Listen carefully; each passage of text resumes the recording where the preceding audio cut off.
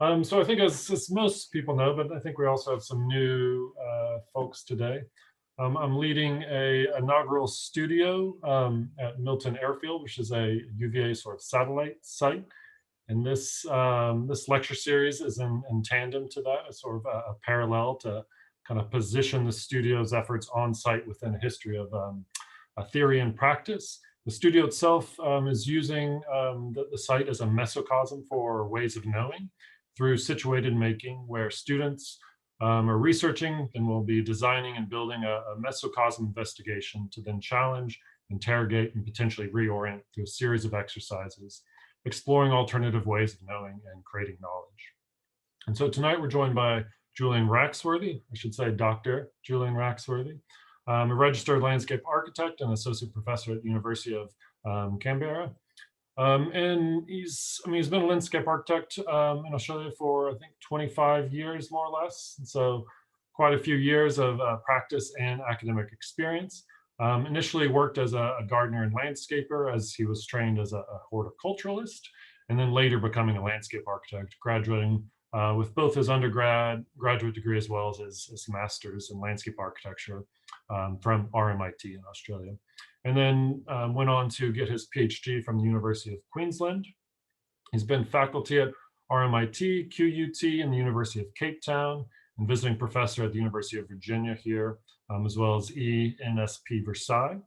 He's a co-founder of Curb, which is an amazing journal. It's a student landscape architecture journal from RMIT, now in its 26th edition. And he writes regularly about contemporary landscape projects in Australia for Landscape Architecture Australia, Monument, Architecture Australia, Architectural Review, as well as internationally for Toposcape, Landscape Architecture magazine. And in 2004, he co-edited the Mesh book, Landscape Infrastructure. More recently, he published Overgrown, Practices Between Landscape Architecture and Gardening, which was published, I guess, in 2018 by MIT Press and supported by a grant from the Graham Foundation for Advanced Studies in the Fine Arts. Highly recommend it. I actually read it from cover to cover over winter break just a few weeks ago. Thank you. It's really wonderful and beautiful, I should say. I believe he's working on another book, but I won't sort of give that away. I don't know, we might get a teaser of that, we'll see.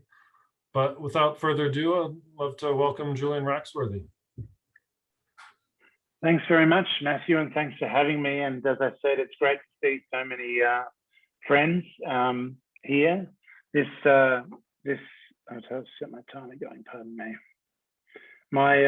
This book really has a strong relationship to UVA because of the fact that I came here. I was invited I came here to UVA in 2010 to at the invitation of Beth Meyer to run the lecture series, and we did a sort of symposium on Australian landscape architecture, and we also spoke at the ASLA conference. And then after that, I was invited to do a visiting prof thing in 2012. And anyway, the first conversations that I had, in a way, in public, apart from really earlier ones in Barcelona, was at UVA, and there was a generation of students, some of whom are going to speak in this series, as I understand it. Michael Geffel, I know that Isaac Hammett is teaching as well, and those guys were also really an integral part of this project, because they were kind of mature conversations with people who had an interest in gardening. And so a lot of this actually is tied to UVA, which is nice to speak. I'm going to talk about Overgrown. I was supposed to come and talk to you guys about it last year. Of course, we got hit by COVID. So I'm glad to be here virtually with you guys. So Overgrown, you might have read it, but I'm going to try to sort of tell it in a way that kind of brings out some of the key aspects in relationship to a kind of a situated practice or a site-based practice with organisms in place that ties in hopefully into your studio brief in some way. As a book, it's fundamentally in two parts, and it's really those two parts I'm calling figuring growth and gardening design, and it's worth sort of articulating what they're about. And it comes from a fundamental tension that I explored in my PhD as well, which comes from the fact that, as Matthew alluded, I've actually been a horticulturalist and a gardener, and I came to uni as a mature age student. One of the great things about an MLA program like you guys have is you have a lot of mature age, which I think is fantastic. In Australia, that was not the case. And so I was unusual to be coming from that background. And so outdoors, you know, you're working outdoors all the time, and you're kind of struggling to work with perceptions of clients and you know, other people ordering you what to do. And in a way you're making, but at the same time, you're absent from the process of design often. And you're struggling with practicalities and materialities and your own skill levels. And suddenly, but at the same time, it's close. The physicality of the world is close. And then I went to sort of gain more control over the sort of sense of design of the landscape. I went to university, and suddenly the physical world was far away. And this discrepancy, and I'm working all the time in representation, this weird thing of like leaving the physical world to gain more control over the physical world, losing control over the physical world and gaining more control over intentionality. And that dynamic is what really my whole thinking over this project, which I would call a project because it's my PhD as well, arose from. And so these two parts of the book, figuring growth and gardening design, really refers to that dynamic in one direction or the other. Figuring growth refers to this idea that, you know, design, the terms of the word design comes from disegno in Italian, which is to draw. And so this idea of design and drawing and representation is totally tied to design. And so figuring is that kind of process of drawing where one starts to give form to something. And so figuring growth refers to this idea about a design to growth perspective. And also the ways that designers have specifically tried to engage with change over time and growth. Whereas gardening design refers to the opposite direction, where people have worked in the one-to-one real space and have in a way directed their one-to-one real-time activities towards the making of design. So it's kind of the same axis coming in different directions. And I start from the figuring growth side, which is not where I started, really because of the fact that that's the way that this book was situated. It's partly, you know, it's between landscape architecture and gardening. So it's built on three kind of pieces of knowledge that I want to talk to, or three sort of assumptions. And I talk about them in the book around certain sorts of a certain sort of the same configuration of landscape discussed in three ways to try to emphasize three bodies of knowledge. The first one I call plan form, plant form, is really around design. And so I'm talking about this idea of an avenue, a row of trees, and you know how that they actually create a kind of like a tunnel effect that we might know. And so despite that, you know, in actual fact, if one tries to design that in a sense, what one ends up doing is really configuring a series of equidistant points. And I mean, I'm a bit tired today because we know a project I'm working on for a sort of a elderly housing project, a state government in Australia demonstration project I'm working on planting at the moment, so in the thick of this abstract zone.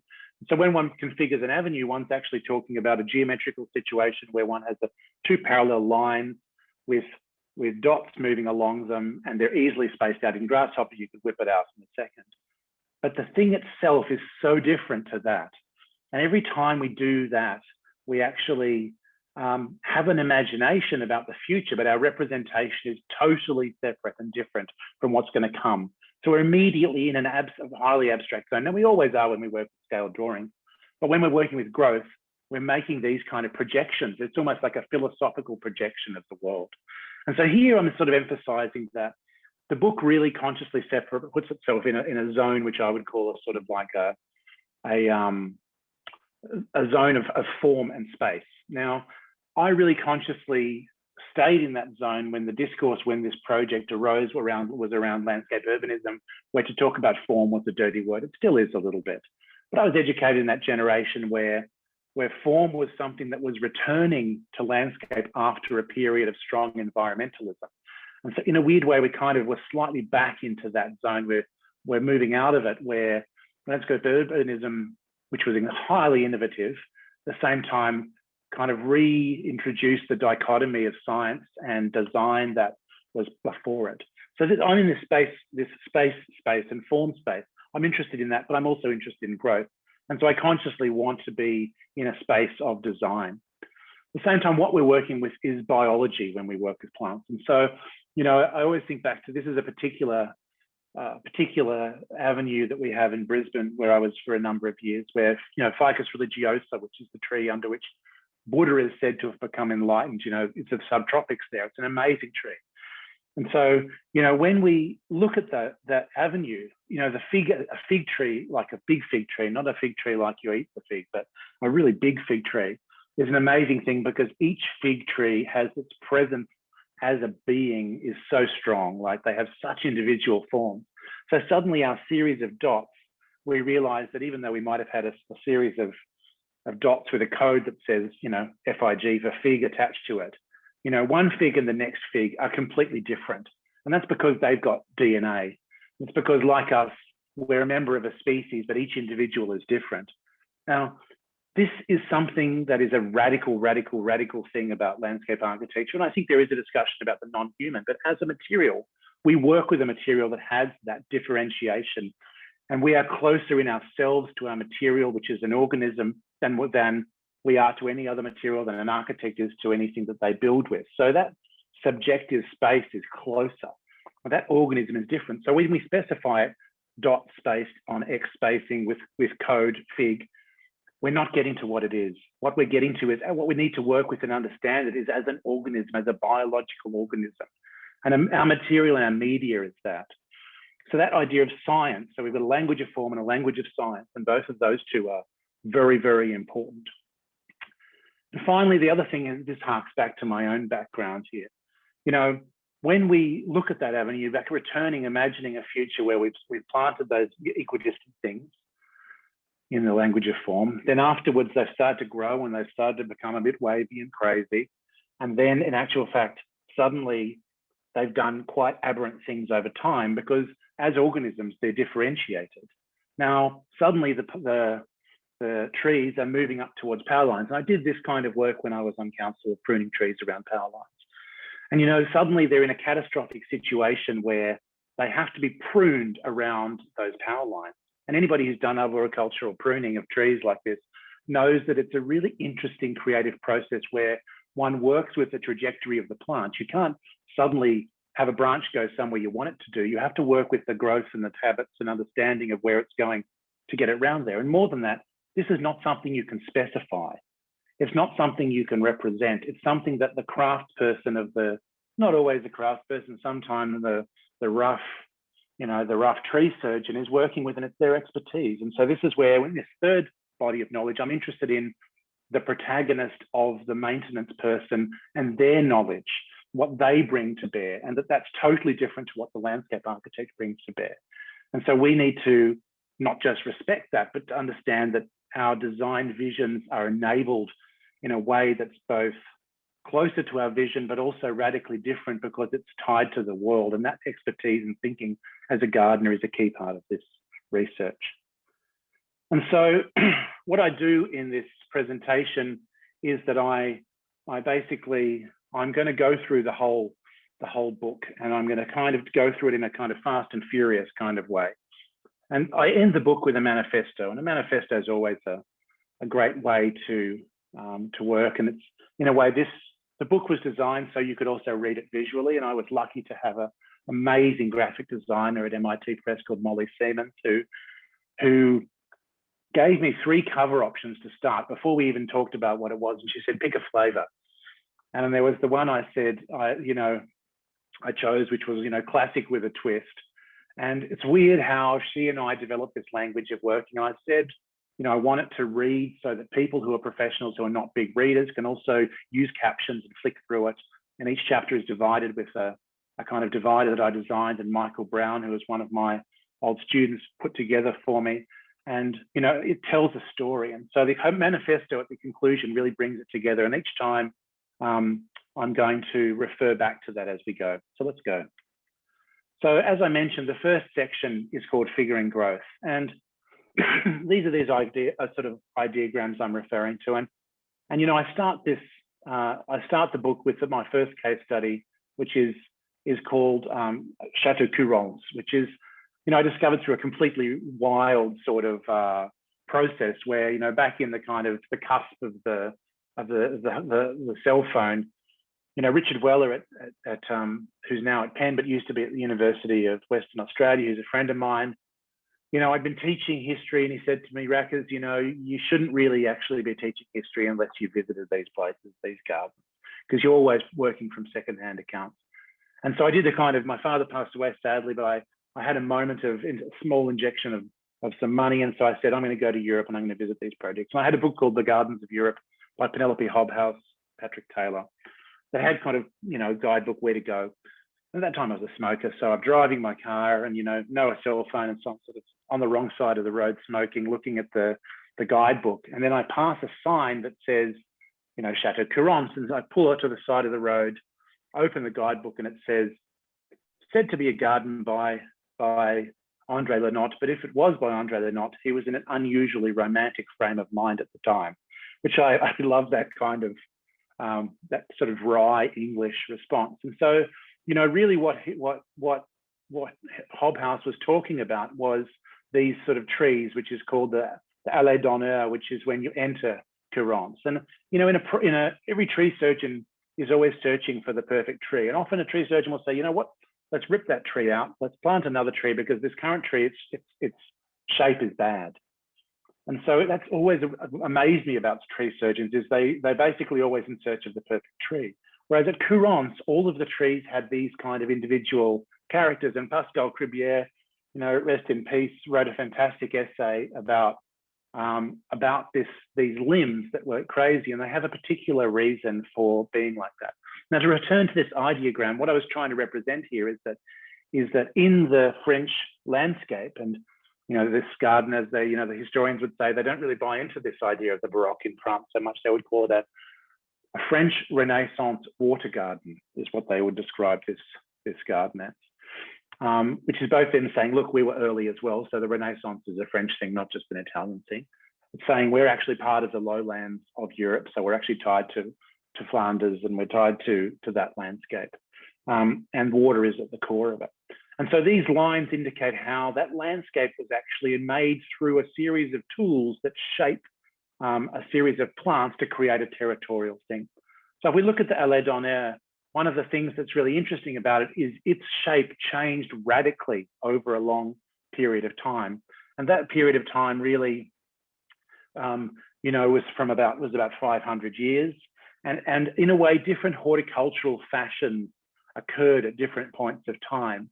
And a lot of those horticultural fashions had different spatial dynamics. And so what I try to do in these little maps is to say, here are all of the different configurations that planting had at different times along that 500-year history. And the current shape that we see is interesting because it also demonstrates something that Matthew mentioned in his subject guide, that, there's also a political and a historical dimension to these things, because these were planted prior to the French Revolution. And so the trees were planted then the French Revolution happened, and then the trees were actually let go completely for 100 years while the upheaval was happening there. Then the family managed to kind of go back and buy back into this property, and then the trees are still there, they kept them, but they'd started from a very early age to get an aberrant system. Like, if we look at these side branches, they're low down here, we can see that in actual fact, somebody made a decision, okay, they went aberrant, but we're just going to keep them. And so, along the way, also what happened later is that the Second World War happened, and then the Nazis occupied this building, and then the Americans took it over when they were there. And finally, Jean de Ganay, who is the sort of patriarch of the family, got it back, studying agricultural science, and he then worked with it. And so this shape is actually a story made of form through a key thing about plants, which is that things happen at certain points, and if you're not there at those points, they're going to happen anyway, and then you're going to deal with what happened. And so this is a really interesting thing to work with. And so the whole genesis of this and this interest I had in thinking about plants in this way, and what Jean de Ganay did at Courance, when I first saw it was on this trip, I realized, I visited Vaux-le-Vicomte. For my generation, we read Alan Weiss's Mirrors of Infinity, and we were, this essay called Anamorphosis Abscondus. It's a fantastic essay. It's probably still around on history lists, and it should be. But the story we were told was a very art historical story about the use of perspective and distance and surveying equipment brought in to understand the French landscape and all those things. But in actual fact, what I found is something that was actually more like a Richard Long kind of experience, which is that when you actually, when you moved, when you actually moved through that landscape, you moved down to this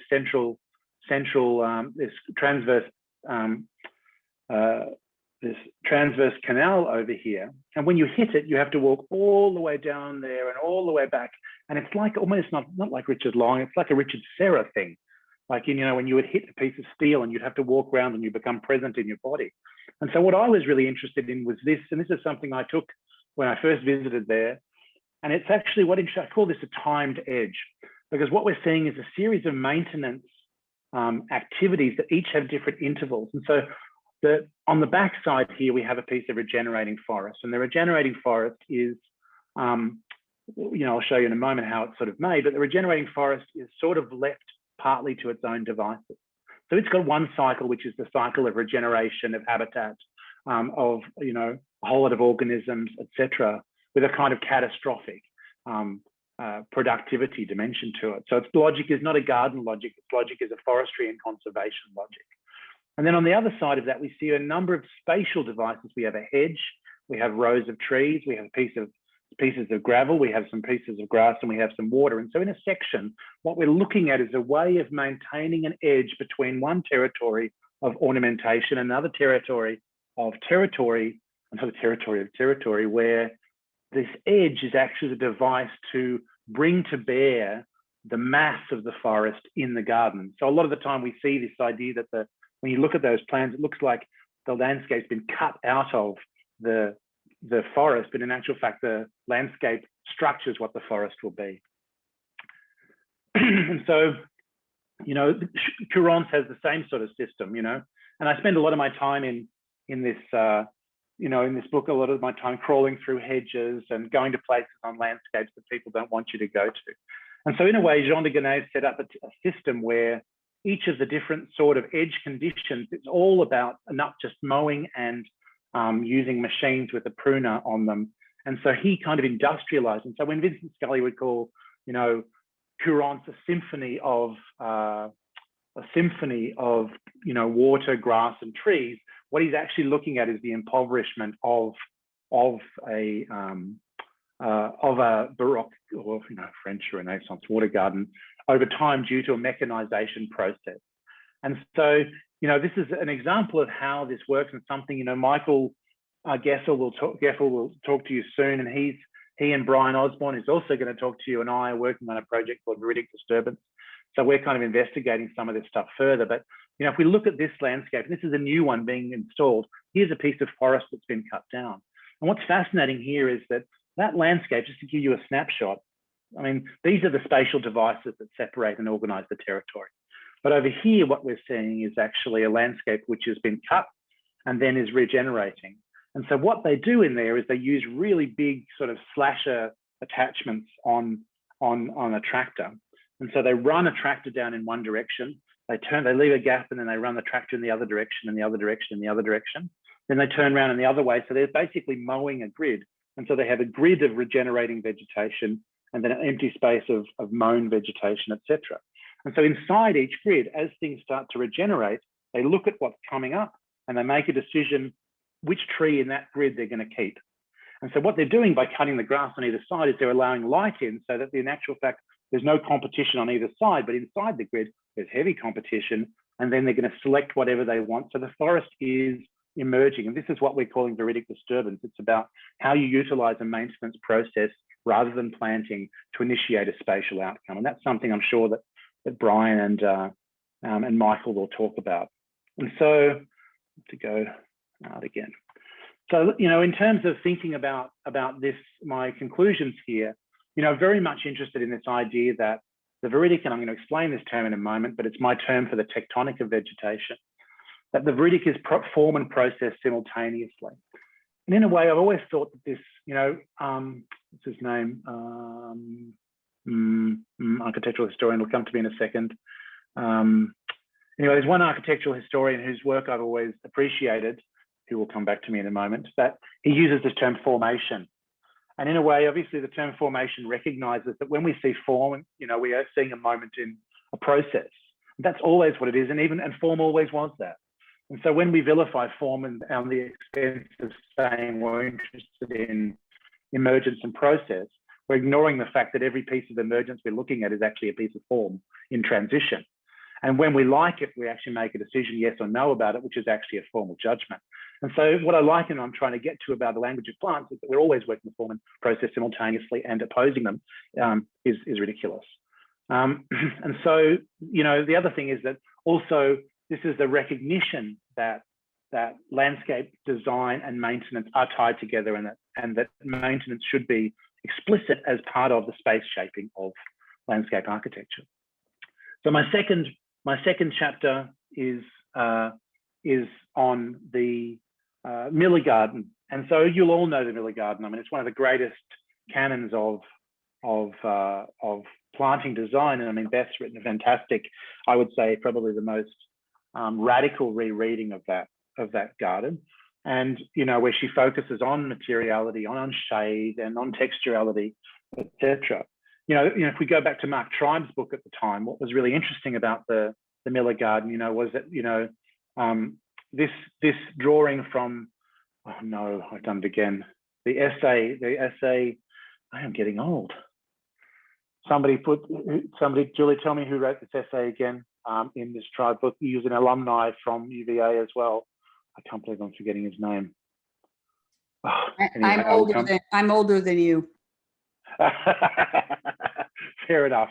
Anyway, what's interesting in this essay from Tribe's book is that the way that these trees were described was as columns, and so it was sort of like, in a way, this language of planting, even though this was supposed to be the greatest piece of sort of planting design around, was actually always using what I referred to as an architectural analog. And so, in a way, this graphic was referring to the idea that what it was really doing is it's actually setting up a architectural logic, and I call it architecture with plants, to say that in a way, when we treat plants as if they're pieces of architecture, we disimbue them with their actual logic, which is not architectural in a sense. It can have architectural effect, but to treat them as an architectural material is to lose one of their fundamental characteristics. And so that is best, and this idea about trees operating in this way, that fits historically. I mean, this is this beautiful piece of work, student work, that was published in Beth's essay about Dan Kiley. And so, if we look at the work that was, produced by James Rose, I mean, that work was incredible, was situated within the frame of the Bauhaus. And it was really, this idea of the language of transparency of plants, that in a way it's different. It creates a language of implication. We're implying a spatial division, but there's like a bleed through that thing, that the plant form shapes that transparency. It was a radical idea. And James Rose, for me, was a hugely influential person of that generation. But at the same time, it was still a kind of architectural model.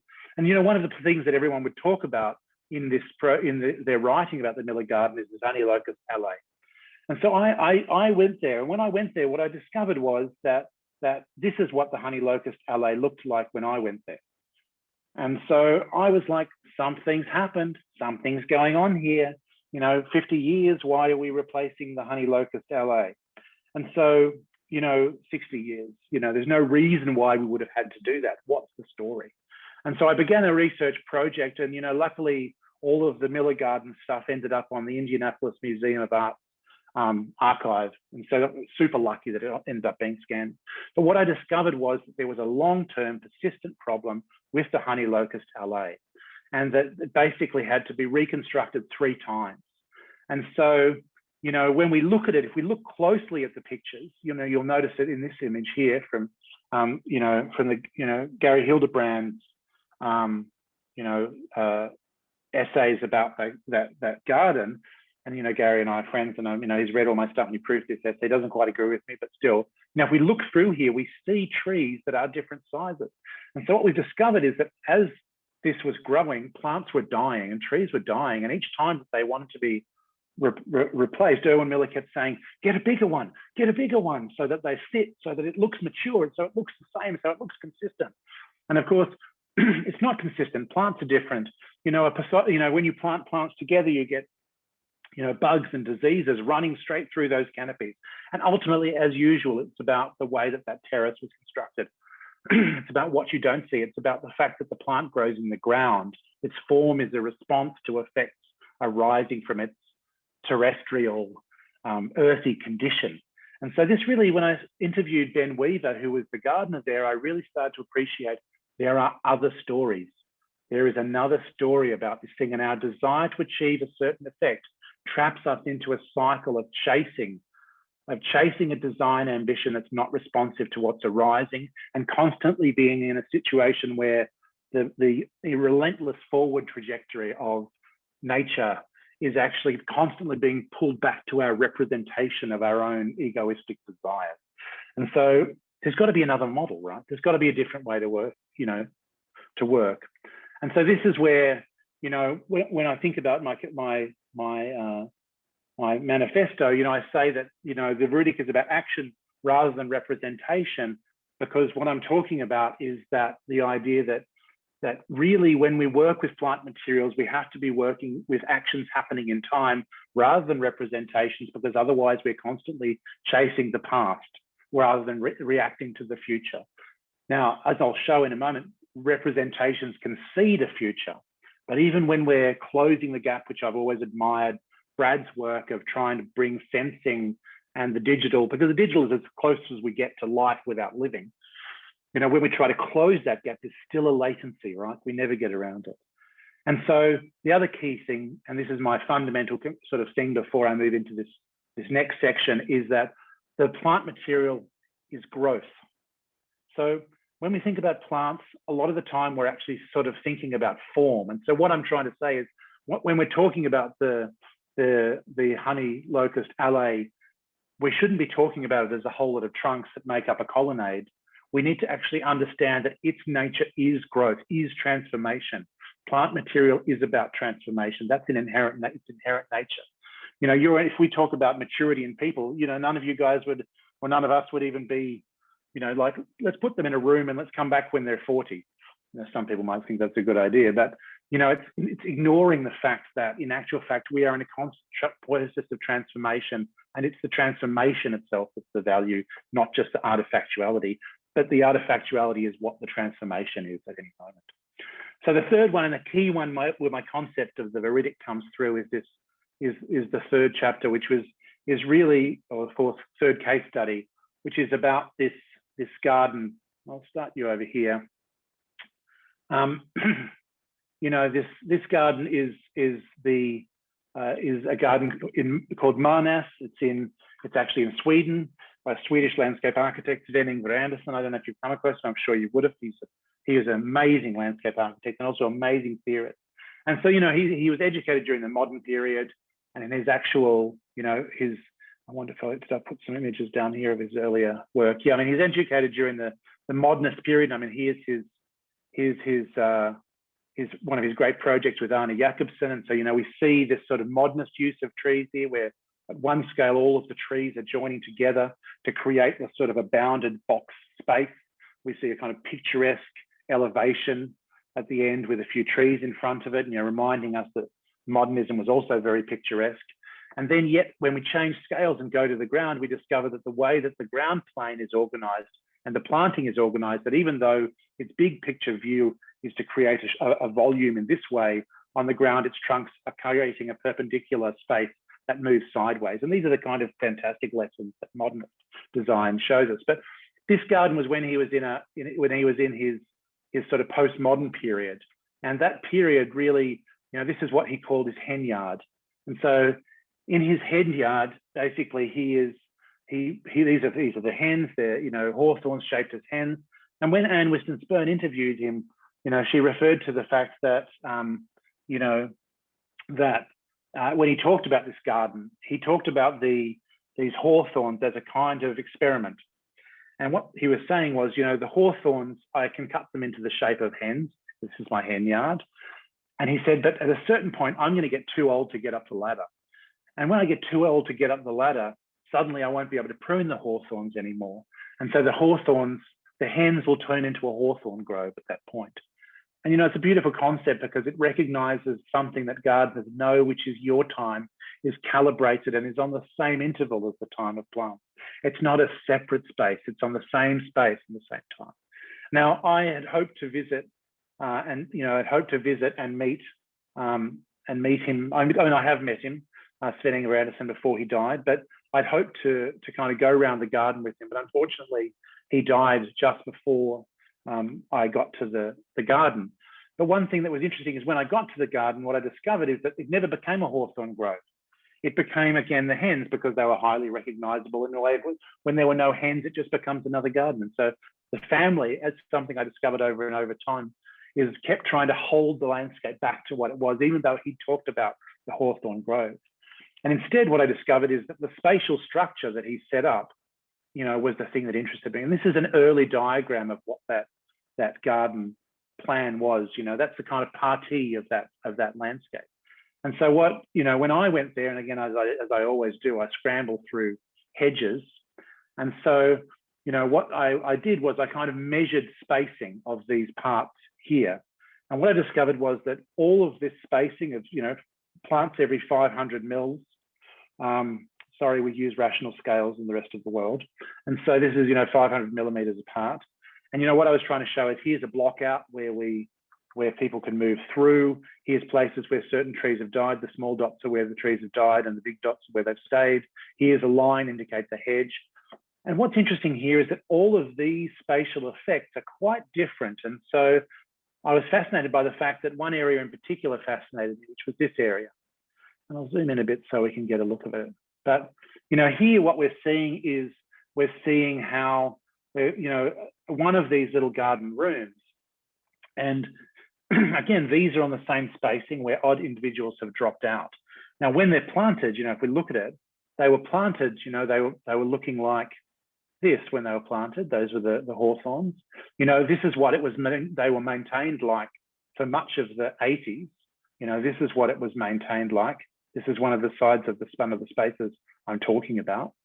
And so when I arrive and it's actually like this, you know, what interests me is that at a certain point, either, you know, he got famous, he didn't come back here for a couple of years, the plants started to go for a run of it, the spacing was too tight and they started to compete, the canopy started to go up, but he ultimately made a decision, I'm going to let this emergent spatial outcome arise and I'm going to let a different form come through. And so, you know, for me, what was interesting, and this is a crucial thing, is that yet the spacing is still there. The plants were still there. How would we account for this in design? The spacing of the points with the code is the same. The species are the same. The spacing is the same. What's different? Spaces emerge through maintenance. There is a gap in our discipline that doesn't allow us to do this. We can design the framework for it. This happens because of the fact that things happen in time. And so that discrepancy between the planting plan and the resultant spatial outcome opened up this idea that I called, you know, the viridic. So I'm going to explain it really quickly to try to sort of demonstrate that concept, because it's a really fundamental idea from where I'm working. So, you know, I did my PhD with an architectural historian called John MacArthur, a fantastic theorist of the picturesque. You know, I had that sort of architecture sort of anxiety and admiration back in the day of, you know, I want to do the real thing. I do my PhD with architects, you know. And what was interesting was, you know, I discovered the basic thing you discover when you do your PhD, which is you are the expert. The other person's helping you frame your knowledge in a rigorous way. And so, you know, he really urged me to focus on my own contributions. But along the way, you know, what I discovered was, you know, Gottfried Semper. And Gottfried Semper, you know, I came across this idea actually from Beth's essay, where she talks about, you know, there is no medium specificity as there is in art. There's no medium specificity for plants in landscape architecture. But Beth, good challenge. And so this is where I kind of went to the tectonic and the definition from Semper. Semper really talks about three things. It's the material itself, the propensity of the material to have a certain sort of form, the relationship between some sort of labor process with a person and a tool to shape it. Now, so that for the tectonic, it was about timber, the chisel, the carpenter. And so in a way, you're working within the nature of that material. Even though this is timber, it's alive. Plants are not timber. And so, I became interested in how, thought of in that way, the actual process of maintenance allows for formal outcomes to arrive. And so here, this is called traumatic reiteration. And traumatic reiteration is where we prune a plant and we remove the apical meristem, which is this pointy bit in here. And basically that's got a hormone called auxin. And the main thing that auxin does is it suppresses side branching. So when you see a tree that has that kind of shape, it's sort of logical, because in photosynthesis zone, you don't want yourself to be shading another part of yourself that's trying to photosynthesize. But when we prune, we remove the apical meristem, and then we get division occurring. And so that's how, when we prune, the hedge gets denser and denser and denser. It's a simulation of predation, the simulation of animals operating in that way. And so I was trying to demonstrate with this idea of the viridic that, in actual fact, according to the Semper sort of logic, it's the actions of the gardener with the implement of the pruning shears that brings out a latent property of the material that transforms into something else. And so the material itself is not timber, it's actually growth. It's literally growth. It's literally cell division. And so the word viridic comes from Latin. Viridis is, green, viridarium is a garden, viridesco is spring. And so it had kind of the color, the materiality, a time of year, a seasonality, and all of those things tied together. And so, one of the things that fascinated me, was that in this garden, in this plant, what we can see is that plant can have a number of shapes. So on the one hand, with a certain sort of practice, that plant can become a hedge, through traumatic reiteration. On the other hand, with another sort of series of ecological conditions, or, for instance, less competition, perhaps, so it doesn't have to grow so tall, this plant can become a kind of small tree or a shrub.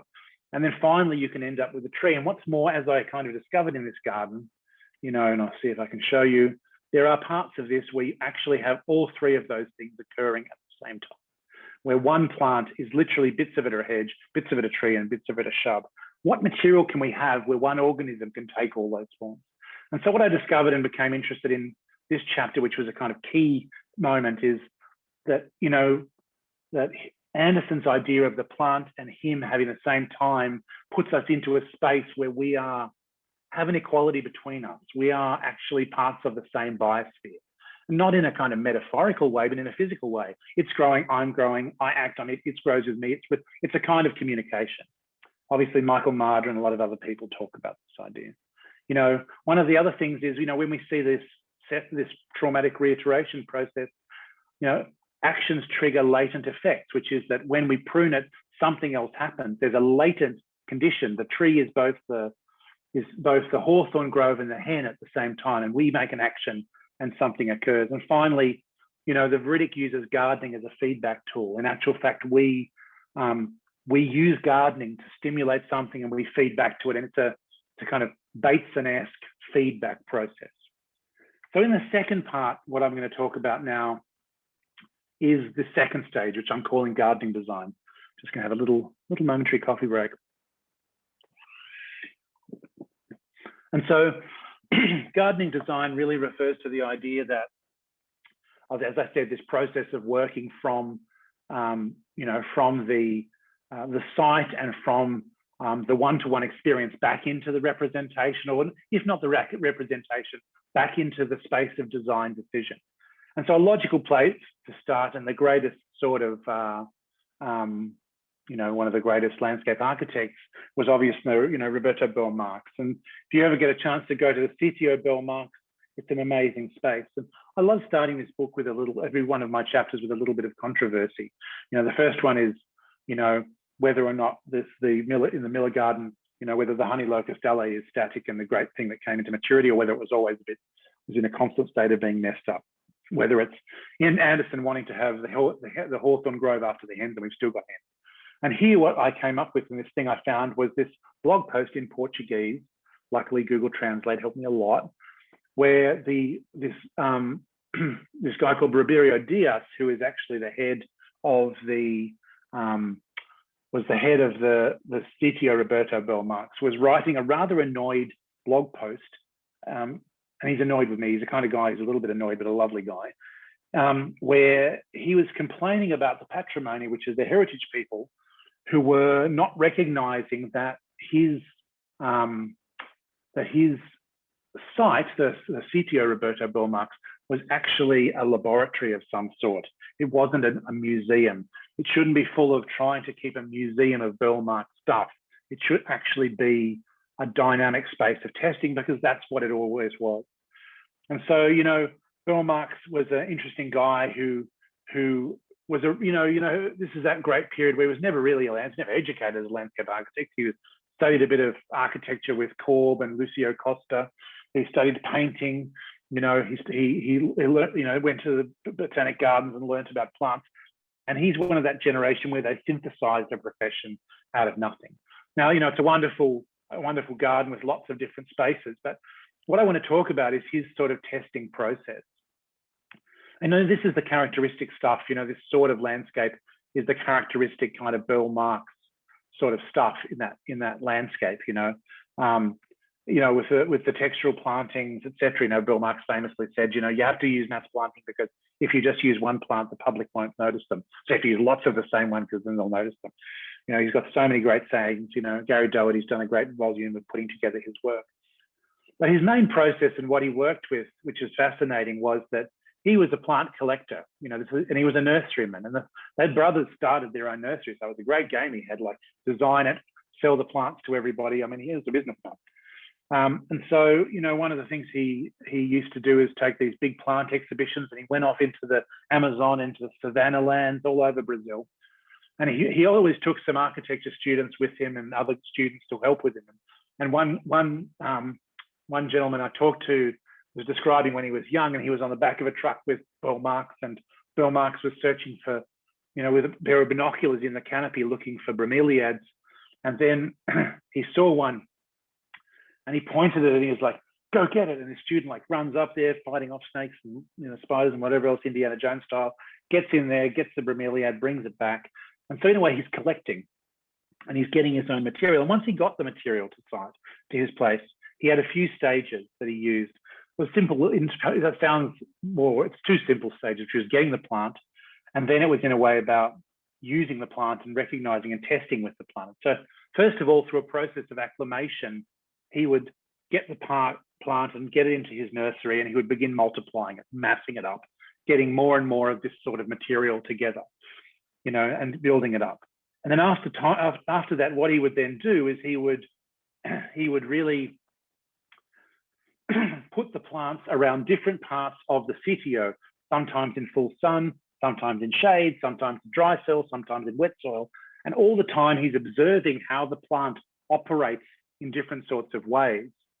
And so this was his kind of testing process. And it was on the basis of this that Diaz said, the CTO is not a museum for Bell Marx. It was a working space of testing and learning. And he was calling it a laboratory. But, you know, one thing that I found interesting about Bell Marx is, you know, why do we have to say that when we test something, it must be science? It's again this process, this sort of aesthetics and science split, or this process and form split. You know, when one makes aesthetic decisions with plants, one's always making scientific decisions. You can want to have a particular plant for as many aesthetic reasons as you want, but if it's not going to grow, it's not going to grow, and the science is not going to work. The plant is dead. And so, in a way, at the same time, you can maybe grow a plant on site. And this is something I'm discovering on a project. Oh, yeah, I've got all these plants I can grow on site. I just happen to hate them all. And so there's always this balance between the science of actually knowing how to grow something and the aesthetic decision of having to actually work with it. And so in a way, the aesthetics and the science are not separated. This is one of my key sort of things when planting design. We shouldn't say there's this kind of art language and this science language. It's the same language, man. And so, you know, one of the things that's fascinating is also when I tried to think about what this language would be, I came up with discovered this area called plant functional type. And plant functional type is really a is an idea from science that's sort of, it's interesting because it's sort of like typology in architecture. And so, you know, plant functional type refers to the idea that a plant's morphological characteristics, in other words, its form characteristics and materiality characteristics, are always tied to physiological characteristics. We know this, you know. Plants, the form of a plant has a functional rationale. And so, you know, it means that in a way, when we're looking at an evolutionary rationale, when we're looking at plants at different parts of the world that have similar formal characteristics because they're from similar places, you know, whether it's plants from South Africa and Australia that both have waxy cuticles and grey in them to try to reduce evapotranspiration, that functional type arises from a response to a certain situation. And so, you know, I'm going to tell a little aside. This is a classic example of how Burl Marx worked. The truck turns up. He's created this dam. They empty the truck on site, and literally they're putting plants onto this wall that he's constructed, and literally going, put that over there. No, move that a bit over here. So literally, this, you know, in this time of gardening design, he's literally designing as he's on site with his eyes. And if we talk about this plant functional type, you know, we can say that Burl Marx loved plants that were in the family Ariaceae, or the arum lily family. And so here are all of the plants that are in that family in this image. Now, partly that's because Brazil has a huge speciation of that family. You know, Ariaceae is a family that is, you know, that is also very suited to that location. And he had the biggest collection in the world. CTO has the biggest collection and most diverse collection of Ariaceae in the world. And so when we're looking at these colors that he liked, and when we're looking at anything that has a variegation on it, anything that has different sorts of colors on it, what we're seeing is a story that's about reducing the amount of chlorophyll. Because chlorophyll, plants are a pump, they can't help themselves, the same we can't help but breathe. So plants will keep transpiring regardless of how much, you know, of whether they want to or not. And so by utilizing these anthocyanins, different colors, what actually is happening is that it's reducing the amount of chlorophyll, which is therefore reducing the amount of evapotranspiration. Sometimes this can be because of the fact that those plants are growing on the margins, and in actual fact, the rainforest margins, and they need to minimize the amount of evapotranspiration from their leaves. So when we're looking at these sort of effects, what we're seeing is his interest in certain sorts of forms and plant forms and certain sorts of evolutionary interests. So the next one I'm going to talk about is the second last one. And this is called, you know, this chapter is called Marginalia, and it refers to this guy called Jeffrey Dutton. And, you know, there's always a story. And so this is, you know, a lot of my stories involve procrastination. And so this situation, I was procrastinating for my PhD, and I was in Fremantle. I was doing this research fellowship for Richard Weller. And so I was procrastinating, went to Fremantle, secondhand bookshop there, and I found this book. And the book was called Some Branch Against the Sky, The Practice and Principles of Marginal Gardening. And, you know, obviously what you're seeing, we're so used to gardening with the indication of gardening being that there's some sort of formal or some sort of material aspect that indicates this is a garden. Whereas straight away you can see the use of this, the fact that there is this sort of wild tree here tells me that, is it a garden space or is it a natural space? And so the book talks about this idea of marginal gardening, which I'll go into. Now, Dutton himself, and, you know, Dutton is, you know, that's Dutton right there. You know, Dutton, very pixelated Dutton on his way out. You know, he was a really interesting guy, and he had this garden in Scotland, and he was really a classic sort of polymath sort of guy. So he was essentially a chemist. You know, when we understand the action of medical drugs on the body, which he called this enzyme ecology, which is the way that enzymes metabolize drugs in the body. And that was what he was really doing. At the same time, he was also a poet, and he wrote a number of books. This one is about his garden, and Kudrum Jardrain. He was also a mountaineer, and he was what he called a wild swimmer, and so a free swimmer. And so a lot of the time what he would do is he would get a camera and really swim through these underwater landscapes and take pictures of them.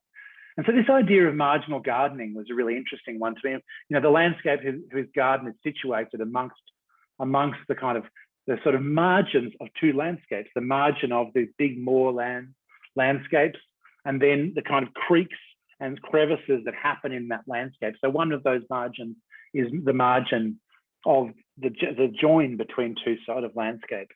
One of them is that they're also on the margin between different climatological and vegetation zones. And so this is another one of these margins. And the other thing it was really is this sort of idea about marginal change. And so, you know, this landscape, a lot of the time, all he was doing was he was pruning and clearing his way through the landscape and seeding and putting in certain sorts of plants. And so you would never really know whether you were in the garden or not in the garden at some point. The only telltale sign might be that some plant that's been tucked into that existing landscape. And his process that he went through was fascinating. You know, he had this sort of steep landscape that he was working through. He was a mountaineer, so he would set up these series of base camps, these little huts along the way like this. And those little huts, he would then have a notebook, a book to read in case a blanket, some pruning stuff. And so he would basically, if it started to rain, he would sort of hang in there until the rain stopped, and he would work this garden via a series of these kind of walks up that landscape. And you know what's really fascinating about Dutton is also his language that he utilized to work in this space. And you know, and for me, this idea of the marginal, you know, he talked about one of the ideas was this thing about marginal amount of work. And you know, this piece of writing sort of, you know, I've always loved, which is, you know, it is only the simple sunlight on a fence post out of snow, and I come to set it upright at the cost of a single blow. Then I leave them to the sunlight, one straight post trodden snow. And what I've found fascinating about this is that it's kind of got a formal dimension, because the fence post is on an angle, and then he makes it right, he stands it up, is also a kind of his movement process as part of it. And in a way, it's sort of this synthesis of energy. And a lot of the time he talked about thermodynamics. And so I became very interested in thermodynamics through the work of this guy, Louis Leroy, in the Eco Cathedral. And, you know, Leroy would basically say, you know, I get this material, I pile it up. And when I pile it up, it causes microclimates to arise, and those microclimates cause plants to arise. And that sort of sense of thermodynamics is also embedded in Dutton's idea about this marginal amount of work, how you can get the most out of the minimal. And that's a recognition that, you know, thermodynamics is about energy transfer. Like the term thermodynamics arose from the idea that we were trying to create a perpetual steam engine that never stopped. But instead, the environment on the outside kept leaching heat out of it. And so thermodynamics was about exergy. It's about getting as much useful energy. But the energy that might be useful to us doesn't stop being energy, because the first law of thermodynamics is that energy is never lost. And the second law is that energy transfers. When we call it entropy, we think of that as a negative sense, as a disorder, but in actual fact, it's just stopped being useful in our current form that we want it. It becomes useful in the next state change. Then it becomes useful, and the plants will then use it. And so that thermodynamic idea has become really important, which is why I say that the viridic is about energy. It's about how our energy leverages the energy in the inherent trajectory of nature. And you know, also that part of this marginal idea is that one of the things we can do, and this is the viridic disturbance project in a way that I'm doing with Michael and Brian, is, you know, that we can regulate and accept the environment to cultivate the viridic qualities, which is to say, we maybe don't even have to plant anything. Maybe we just operate on a landscape and let things emerge through that process by regulating them and working with them. And as Michael will probably talk, you know, that throws up these questions about weeds and not weeds. In fact, while we're talking about weeds, let's go to the final case study. You know, the final one, you know, is also a kind of like a story, because, you know, one of the things that happened, it's hard to sort of weird to talk about travel now, because travel seems so far away, right? It's like, did we really travel? You know, am I really talking to you guys? You know, I should be in the theatre in the architecture building up there at UVA, you know. And so travel has been a big part of my research, because of this sort of taunt from Richard, you know, you shouldn't write about it if you haven't visited. And I have a really great friend called Lisa Dietrich, and fantastic landscape architectural writer and curator, amazing person at the Swedish University of Agriculture in Malmo. And so she said to me when I said, oh, I'm interested in maintenance, she said, oh, if you're interested in maintenance stuff, you should go to Insulhombroish, this garden called Insulhombroish. And Insulhombroish is it's a fascinating sort of a place. It's really, you know, if I probably can describe it best by showing you this. It's actually a kind of like an art gallery where it's a series of these brick pavilions that are through a landscape. And there's no kind of single path. You basically can choose your own adventure about where you're going. And then you arrive at one of these brick pavilions and there's no signs. And inside are works of art and there's no narrative, there's no names of artists, there's nothing, there's no catalogue. And so it forces you into a situation where you have to confront the work of art on its basis of its own merits as you find it. But it's also informed by the journey that you've undertaken. This is because the guy Muller, whose garden it was, had this idea that Insulhombroish is really a collaboration between art and nature. Art, you know, culture-nature fusion is what he was talking about. And so, you know, it's also got these amazing patches of landscape in here. And so when I wanted to understand, you know, one of my favorite poems, I'm just going to tell you about it, is one of the places you walk into. Now, of course, this is actually spoliated stuff. So now the discourse would recognize that these items have been stolen from the Khmer Empire and from the people of Cambodia. But nonetheless, when you walk into this space and you see these busts or these faces there and they're facing outward, what do? The first thing you do is you want to see what they're looking at. And the landscape that they're looking at is actually this landscape of these overgrown old hedges here, etc.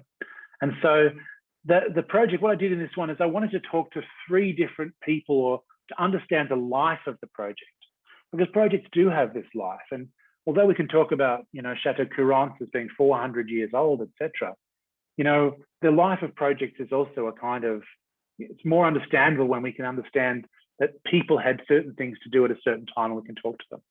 And so first off, I went and had a chat to Bernard Korter. And Bernard Korter is the ostensible designer of Insulhombroish. And so, you know, his real thing was about this idea of an aesthetic experience of landscape. He was actually just designing, working at selling Art Deco ornaments at a shop when Muller came in, and he got talking and Muller said, what do you do? He said, well, I did a PhD in horticulture and now I just decided I'm more interested in objects and art, so that's what I'm going to do. And Muller said, well, you know, you can design the landscape at Insulhombroish. And so really what that was that it was you know, he started to work in that on the project, and he worked entirely without drawing. He worked entirely on the basis with him and 3 Brazilian guys who were like smoking pot all the time. And the whole landscape emerged through them walking in space. You know, it had been originally a pig farm nearby. And so the people in the municipality, because this was in the 80s, basically said, well, you have to restore it back to its previous glory. And this is what that looked like, which is this kind of known as this Niederrhein landscape. And so, you know, Korter was at aesthete. He was totally uninterested in ecological restoration. And he said, well, what about a cultural landscape? And so this is where the maintenance practices started to come in. And so he basically started to talk about utilizing maintenance practices from that Niederrhein region to create the vegetation into a cultural space. And so, you know, a lot of the time, you know, he's got this great story, which is when he had to bring all of these pollard willows, you know, from Belgium. When he got to the German border, they were like, you can't bring those in, but they'd all been cut back to trunks. And he said to them, oh, it's not organic material, it's just firewood. And so they let them all in. So, you know, he was there for the first 4 years and he was really seeding the project. But ultimately, because he started to do these sort of aesthetic experiments with maintenance, Muller's idea of the naturalness was sort of affected by these sort of maintenance experiments. And so ultimately he was sacked. Although he still says that, you know, this is very much his project.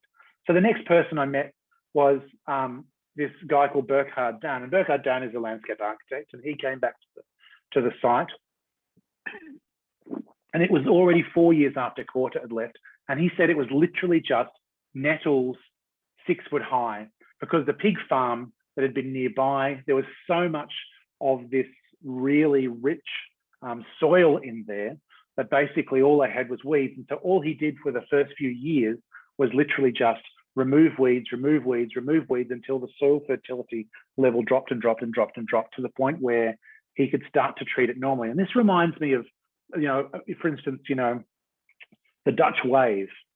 Henk Gerritsen, who's the main theorist of the Dutch wave, and the people we know best are Piet Oudolf, but the Dutch wave and their approach was really about, Gerritsen talks about it, is about limiting fertility. It's actually about reducing maintenance, not by recognizing the competition between plants and then reducing the fertility of the ground to limit the amount of growth. So what you're getting is what you want is what you want, not the weeds, and reducing competition. And so this is kind of the first thing that was what was happening there. Gerritsen also talks about this idea called ecological amplitude, which is about understanding the range of a plant and making decisions on the basis of that to work within this fertility condition. Burckhardt by this time has now become the fact that when he designs landscape, he's working continually in the space where he's scheduling constantly. So I asked him, is this design? He said, absolutely, this is design.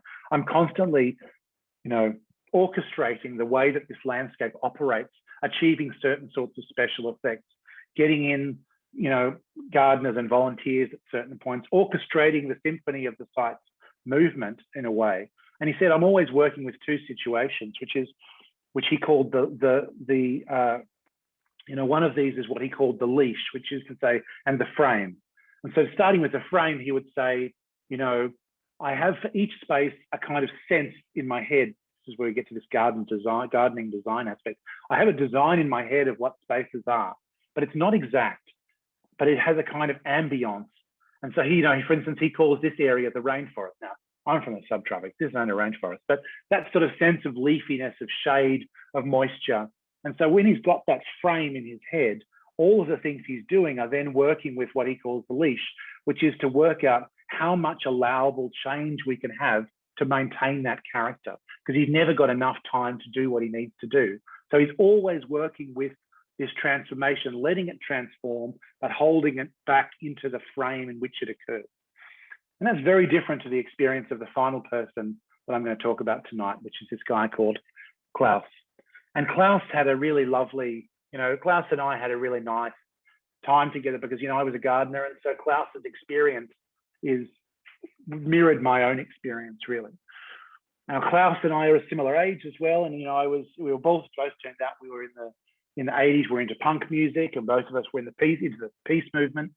And so for him, he used to come to the Insulhombroish site, which was at that, a rocket terminal at that time. And he used to protest there. So for him, it was really nice that in actual fact, he is now working on a site that he protested against and on. And when I sort of go there with him, he says, I'll take you for a walk. The first thing he does is, I'm going to zoom out a little bit for it, show you this space again. The first thing he does is he takes me to this point. He said, so this, as Germans, this landscape is all about this point. This is what everyone wants to see. The whole thing is, they say to me, this is the view that matters. This is the Niederrhein landscape. And he said, so long as that frame is correct, everyone else is happy in the project, because this is supposed to be the interpretive space. And, his sense of the landscape, when we were there, I'm walking around the landscape and there's some people taking photos off the path, and he looks at them and he goes, hey, you, and he goes up and starts swearing at them in German. It's like, get out of my landscape, get back onto the path. He's like, I hate people. I just wish it could be just me and the landscape. It's a really funny guy. He said, but I want to show you how I work, he said. And that way, he said, is he wanted to take me to this area that he called the disaster area. And so a big wind went through this site. And when the wind went through the site, it knocked over these trees. And so those trees, basically, it knocked over about 50 or 60 trees. And he said, I've got 2 gardeners. I've got no chance of removing those trees whatsoever. And so he said, this is a space that's necessarily, we can have our frames, as Klaus says, as Bernhard says. But in actual fact, we're going to have to do something else here, which is we're going to have to wait and see what happens. We're going to have to wait and see what happens, because I won't have time to change this to do anything to put this back. So this is a space that's been triggered, and I will have to take an action of, of waiting and seeing.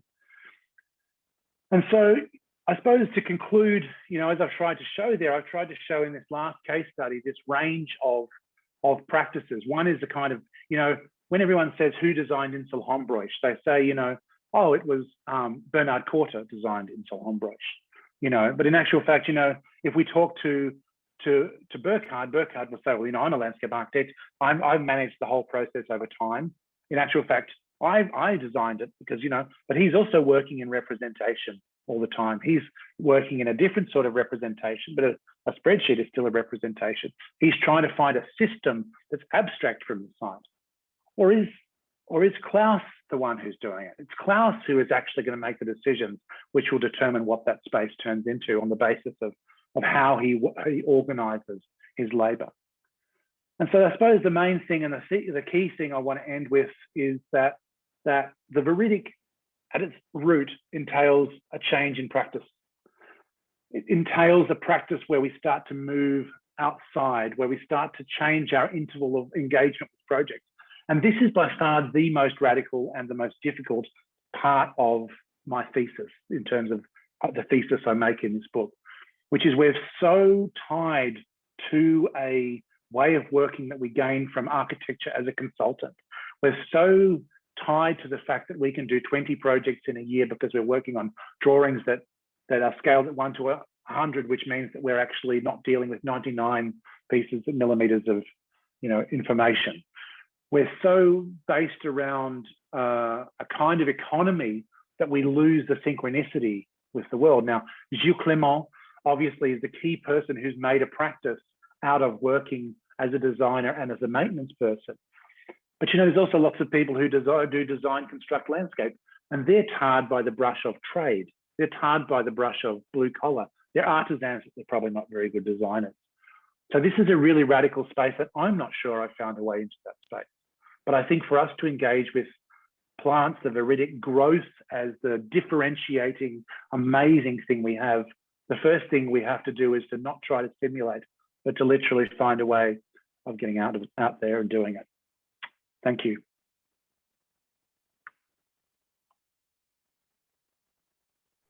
Yay! Yeah, I think we all need to unmute ourselves and clap. Or scream out loud like Julie does. Any questions or? It was me. Yeah, wonderful talk, Julian. Thank you so much for that. I mean, it obviously gives us kind of a lot to think about, especially just kind of the economic models and such that we have to sort of face to potentially sort of rework our way of practice, but really, really exciting. Any questions or comments from the audience?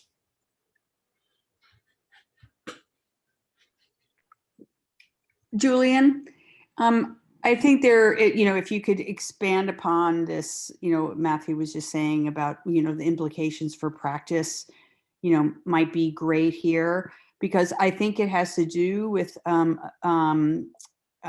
this is not going to be new to any of the students here, about this refined vocabulary, about what it is that we, understand about plants and what we can do with them. So, like, for instance, I should tell you that I outlaw the term plant material in Fair enough. in class because it's such an inert term, right? Versus plants and all their wonderfulness.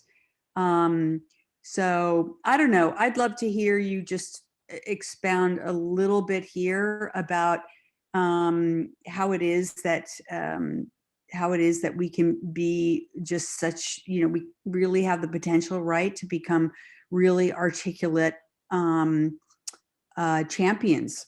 Let's just say that stupid thing, of and obsessive, about plants and gain some respect about them as, a medium. I mean, I think this is the constant thing, and this is why I end up in this project with Brian and with Michael, is you know, the change of practice thing is, you know, it's like that thing about learning guitar, right? You can't, it's not like the Matrix where you could, you know, take a piece of software and suddenly you become a martial artist. I think that in actual fact, you know, it's a practice. We have to do a practice. And I think there are, like, I know, Julie, that you also get the students to do collage. And I do think that, you know, Pascal Cribière and that generation, they tried to utilize different mediums to kind of create analogs between a materiality of making and a materiality of landscape. And I think there's only so far one can go. And that's why Michael Geffel's work, where he's doing these mowing projects, is really interesting. But, you know, it's that thing where, geez, Michael, it's slow. We've been on this project for 2 years and so far we've just mowed 2 patches. What's the next state? What are we doing for the next state change? It has to, we can't sort of accelerate that process. The first thing we have to do is to recognize and find a way of engaging with and allowing plants to grow, and find a way of renewing our relationship to our project. And I think that I often come as a teacher back to this thing of, like, a lot of the time we're going to design people who are going to become clients. And over this research, I realized that the client is potentially the most undervalued person in the entire space of design, because over the long term, it's the client that actually maintains the persistent relationship with site. And so something that's about how we create clients out of our students, in a way, is maybe one of the things we do. Yeah, agreed. That's agreed. Yeah. Anyone else? I have a question. Thank you so much for your talk. It was so great. So one of the things that I feel like is a big issue between, like, going between gardening and landscape architecture is that you just never have enough time to do both, because the garden can suck you in for all day, and same can working on a drawing. And so I actually really like where you showed those spreadsheets and kind of talked about it being a symphony. And I'm curious if you have ideas like collage of new forms of representation where you think can kind of help bridge that gap and maybe allow the designer and the gardener to kind of come together as one. I mean, this is like, you know, this is exactly what, you know, Brian's coming, and Brian, this is what we're working on. I mean, Brian developed when he was with the students here at UVA, he developed this idea of the live drawing. And so, I mean, what we're looking at is ways of keying, in a way, you know, it's worth recognizing when he's using Grasshopper, and it's worth recognizing Grasshopper is basically a database with a whole lot of actions, of mathematical actions associated to it. And so, in a way, what he's doing is he's sort of working on setting up algorithms that both reflect the way that maintenance changes will affect form, and then later on, we'll, via this drone work that Michael's doing, will then take in the actual form that really did occur compared to what he predicted to occur, and then bring that in as the next stage of iteration. In terms of the spreadsheet thing, I've always wanted to do a studio that was based around spreadsheets. I've also wanted to do a studio that was based around text, where you don't do a drawing, all you do is write prose and lay out prose. But, you know, UVA is one of the few places I could have done a studio like that, but I didn't do it there. And so I think in actual fact, those kind of other modes like spreadsheets are a super important one. You know, it is a representation. Is it the sort of representation that gives what we want of the representation? We want representations. The reason collage is so nice is that when we do something to it, we get something out of it that engages back into our visual space. What would Excel have to be for us to feel that, you know? What do you think? I mean, this is slightly unrelated, but it makes me think of this small project when I was working at the Coastal Sustainability Studio at LSU. It's a mouthful. And we were working with engineers, you know, looking at models of river flooding and things like that. And one of the engineers had this, I don't even know how she did this crazy, insane live Excel spreadsheet where she could plug in numbers that are basically volumes of water coming in and coming out elsewhere. And it was such an interesting kind of form of representation because, again, it was incredibly dynamic and yet was was a spreadsheet of just sort of cells and everything. And I don't know, I'd love to have sort of a documentation of that. Unfortunately, it's lost, but I think it's a really interesting way to kind of work and visualize process essentially. Isn't Brad already doing stuff with that, with the putting sort of putting stuff onto the arms of the router and doing stuff around river deltas and stuff like that? Hasn't he been working in that space a bit too, right? He has, yeah. I mean, we worked together at LSU briefly. Yeah, we'll have to bring him in sometime. Tell us a bit more about that. I don't want to take over. Yeah, I mean, I really, Brad's work is, I mean, I'm a late convert to Grasshopper, but at the same time, I appreciate a lot about this aspect of sensing. I think it is the key thing to bridge that divide. But somehow I just don't want it to stay so dry. I don't know, Yeah, totally agree. Any other questions? Actually, yeah, I have a question. Theodore? Yeah, so obviously, thank you so much for this talk. It's incredible.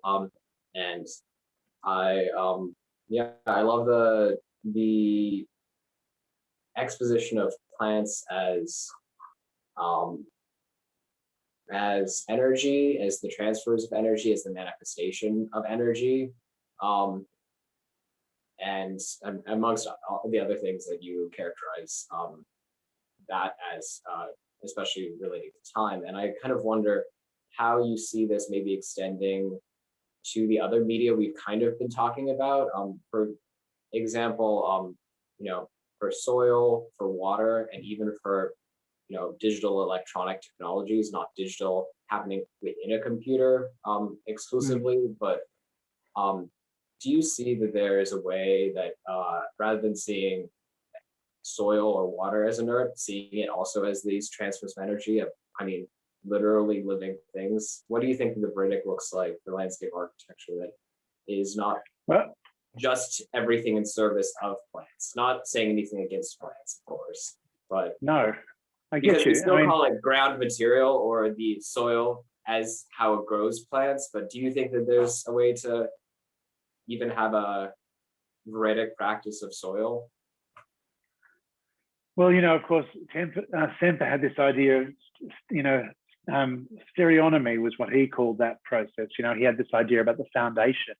And so, but what I've learned is that people, the architects don't mind. They think it's a bit funny that I created a term called the viridic as a tectonic for plants. But when I talk about the stereotomic from Semper, which is his idea about the language of the ground, they get all technical about Semper said this and Semper said that, because I was interested in that as well.